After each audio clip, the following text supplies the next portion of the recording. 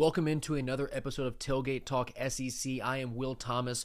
Week 4 recap. Had some great action yesterday throughout the country, but really in the SEC. So let's just dive right into this. I'll start off with the cupcake games, then I'll get into the bigger ones and some of the complications that come from some of those bigger games, including a coach that I believe should have coached his last game for his current team last night. I think we all know who I'm talking about, but we'll get to that in a second. Starting off with these cupcake games. NIU went to Mississippi State and the Bulldogs won 38-10. They handled business, did what they were supposed to do. They didn't have the best passing game yesterday. Blake Shapen was 12 of 20 just for 160 yards and a score, but they ran for 292 yards as a team. Fluff Bothwell ran for 101. Shapen ran for 51.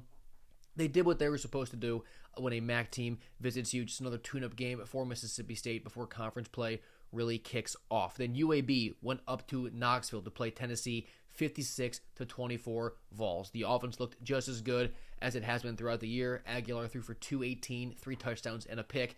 That total number of passing yards is down because of how the game went. I'm not at all worried about the fact that he didn't get to 370 again. He could have if they wanted to.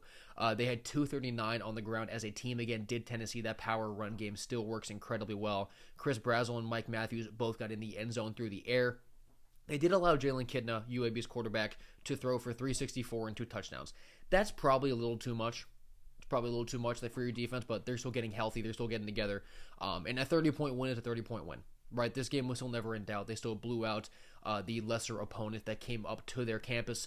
So nothing wrong with Tennessee there. Sam Houston at Texas, 55-0 Longhorns. There's Texas and there's Arch Manning. They finally played like the team we thought they were going to be yesterday. Arch was 18 of 21 passing for 309 yards and 3 scores. 264 on the ground for them as a team. Ryan Wingo caught 4 passes for 93 yards and 2 more touchdowns. They forced 5 sacks, 10 TFLs. Things finally clicked for Texas. They finally looked like a clean, efficient, elite operation that fans have been waiting on. And there was controversy about the video of when Arch ran in, I believe, to go up 14-0, when he kind of taunted and got in the face of that Sam Houston State defender. Now, I understand the critique of that, right? Because you're Texas, you're playing against a very small in-state school on your campus that you're clearly better than. Why are you taunting them? I liked it a lot. I really liked it because Arch has been struggling. There was so much pressure and expectations on him coming into the year, and he hasn't met them yet. Whether that's because of injury or he just wasn't ready, there's been so much negative discourse about him, part of which was me. But when he finally got in there, clearly he was feeling great yesterday, as you can tell by the points and his stats. When he finally got in the end zone, seeing that fire and that competitiveness, that's a killer instinct. Being willing to really just get in the face of anybody when you dominate them, that I think is a plus because you need that sort of competitive fire with every single opponent to be great in this sport. Because if you don't take weak teams seriously, that's when you get into trap games. That's when you start to fall asleep. Arch didn't do that. He was fired up, he was locked in, and he was letting them know about it. I was a fan of that because seeing him get more confident, get more comfortable, get more energetic and more fiery, that's what Texas needs. And that's good for that offense. It's good for that whole team. So I was a fan of Arch getting in that guy's face. That might be an unpopular opinion, but I was a big fan of it. Moving on, Southeast Louisiana went to Baton Rouge to play LSU 56-10 clobbering by the Tigers. Offense might be coming around, question mark, because against some other weaker opponents like LA Tech, LSU still looks slow, but they look great. Late yesterday, Nussmeier 25 of 31 through the air for 273 and 3 touchdowns. Only 135 rushing yards as a team. Not great. LSU's running game still needs to come around, but their defense has still looked elite. 4 sacks, 7 TFLs, only allowed 116 passing yards and 89 rushing yards. Big test at Ole Miss this week for LSU. We'll be talking about that a lot later on this week. That'll be a big-time game, really, for both programs, because LSU has to prove that they really are this elite team, even though they've been struggling with some teams who are no longer looking that great, and Ole Miss is coming around with Chambliss at quarterback. Georgia State at Vanderbilt, 70-21. Revenge has been dealt for the Commodores. They went to Georgia State and lost last year, absolutely blew them out yesterday at home. Pavia was 18 of 24 passing for 245 and a score. They had 287 on the ground as a team. Pavia was their leading rusher with 86 yards, 8 rushing touchdowns for the Commodores yesterday. Eli Stowers looks awesome. The defense had 3 sacks and 8 TFLs. Vandy scoring 70 is a sign in itself. Because Vandy, I've talked about this 100 times. I'm just repeating myself. But this is a new age of Vanderbilt football. Because even against bad teams 8 years ago, you're not seeing them put up 70 points. That's not what they do. But they're doing it now. This team is playing with such confidence and such a flow and such a rhythm. They are so, so dangerous with another easy game coming up next week. All right. Cupcakes are done. Let's get into the proverbial meat and potatoes here. And we're starting off with Florida at Miami. 26-7 for the Canes. It is officially time.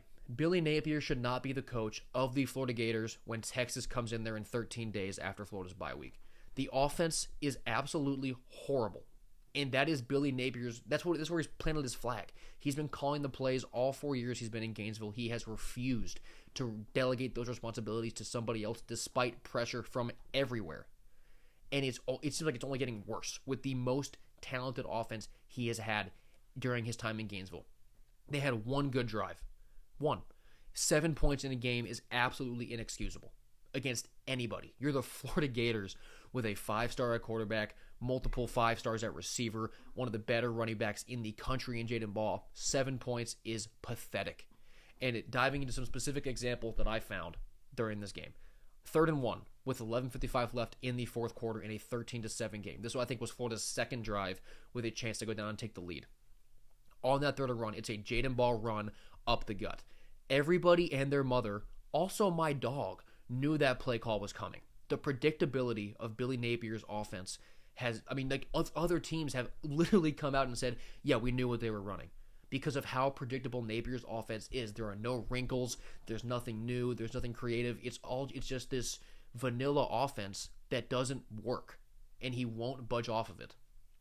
On the 4th and 4, I think, on a later drive, they threw a route to Tawaski Abrams, who ran the route short of the sticks, and he's not big enough to fall forward. He doesn't play.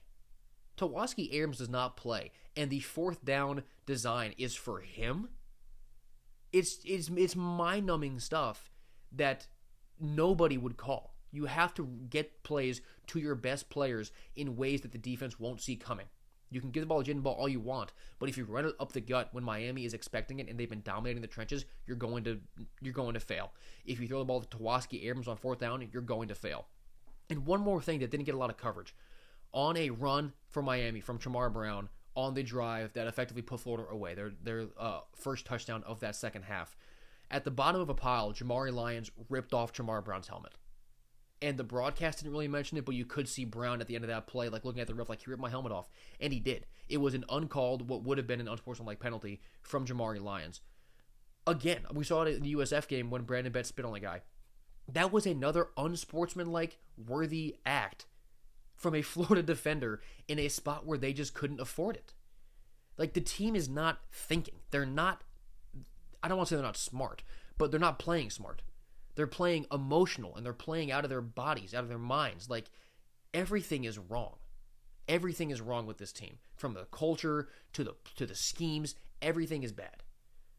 Into the X's and O's a little bit here. Florida had 141 total yards, went 0 of 13 on 3rd down. I'm going to let you guys sit with that one for a second.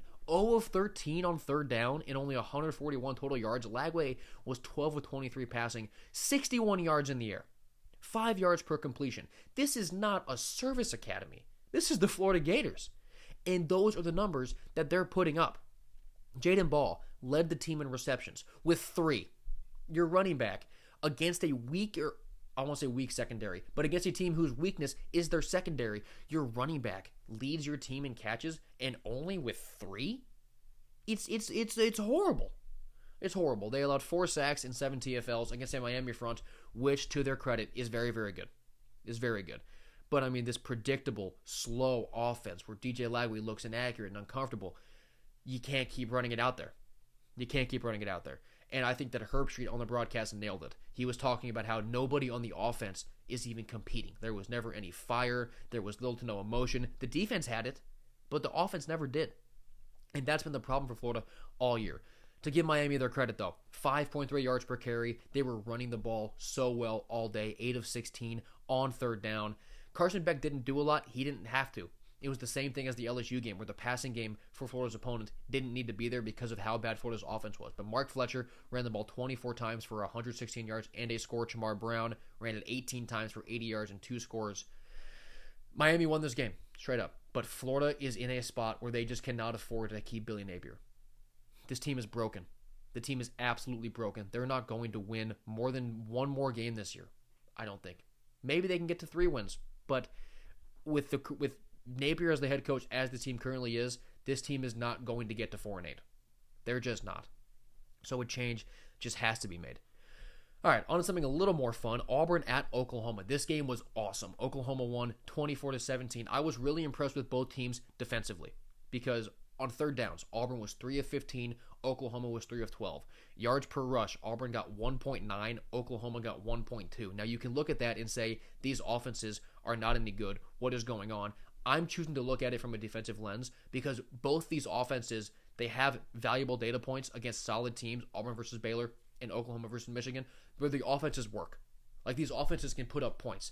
But against these two defenses, they were both good enough to limit both offenses. Oklahoma, bottom line of this game, Oklahoma had 10 sacks and 14 tackles for loss. It's the same story for Jackson Arnold in Norman. I believe he has the record for most times an Oklahoma quarterback was sacked in Norman, and it was also the record for an opposing quarterback sacked in Norman. He just does not like playing on that field at all. R. Mason Thomas, Oklahoma's best defensive end, he missed the first half, still finished the game with 2 sacks. That kind of playmaker, that kind of elite pass rusher. Isaiah Satania, he looks really good for Oklahoma at receiver. Deion Burks now has a true running mate. Satania had 9 catches for 127 yards and a touchdown. Mateer throwing the ball was 24 of 36 for 271 and a touchdown. On the Auburn side of things, I did think Jackson Arnold played pretty well, all things considered. He was 21 of 32 in the air, 220 and a touchdown. He ran the ball pretty well. The sack yardage being mixed in obviously messed with the stats a lot, but I mean, he had a really clutch 4th down scramble.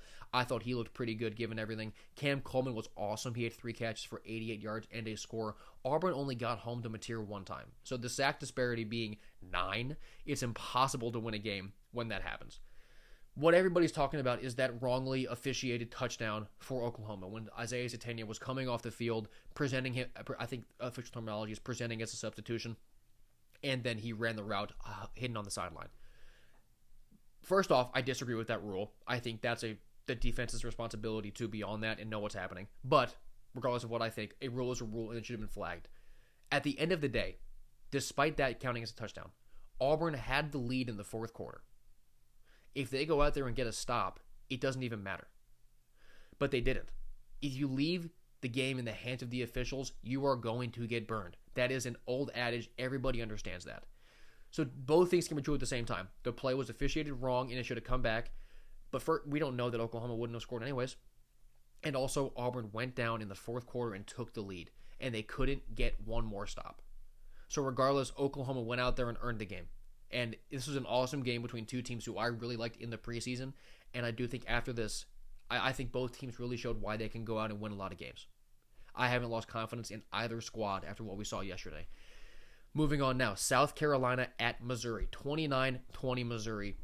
This ground game disparity is unbelievable. Missouri had 285 total yards, running for 5.9 yards per carry. South Carolina, this is including sack yardage, ran for -9, negative 0.4 yards per carry.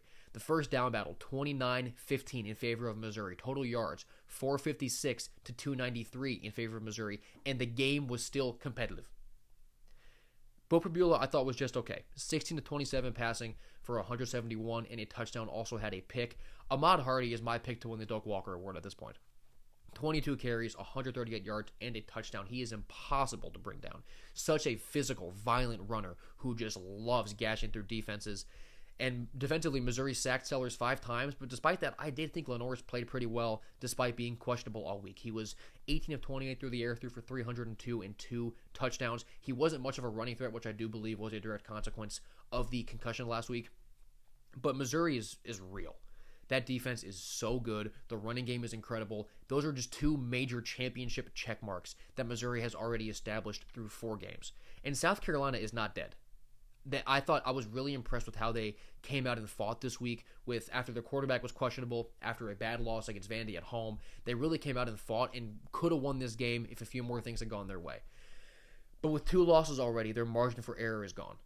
Now, last year we saw them really turn it around after I don't want to say slow start, but I mean a start with a few losses. They turned it around, capped off the year with a win at Clemson, and looked like a really, really good team and was in playoff conversations. I still think that's on the table for them. But the schedule is not easy, and their margin for error is gone. So we'll see if Shane Beamer is really able to turn this team around like that and get them playing at an elite level. I do think it's possible, but it's a lot harder now that they're 2-2.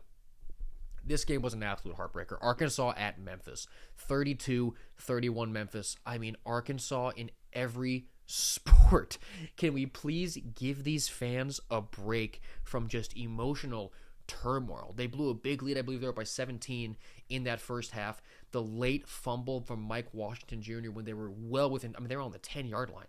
They had that game salted away before they let the ball go. Taylor Green, I thought, played fine. He threw for 325, did have 2 picks. That was a problem. Mike Washington ran the ball 15 times for 70 yards and a score, had that late fumble like I mentioned. The offense just totally stalled in the second half. And at halftime of that game, I posted a video about how Arkansas's offense is so good. Taylor Green is incredible. Let's see if they can close it out. Then they scored 3 points in the second half.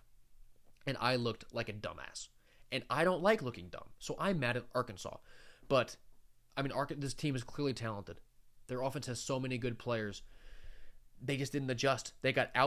Pittman got out-coached by Memphis in that second half because the offense was only able to score 3 points. Can they get off the mat for a home game against a Notre Dame team next week that's 1-2, has lost to both good teams that they've played, and they gave up a good bit of points to Purdue, the Notre Dame. They won comfortably, but they gave up a good bit of points. I think Arkansas can score on Notre Dame also, but let's see how much fight they really have. This is probably the turning point of their season next week when Notre Dame comes in. And then finally, Tulane at Ole Miss. 45-10 for Ole Miss.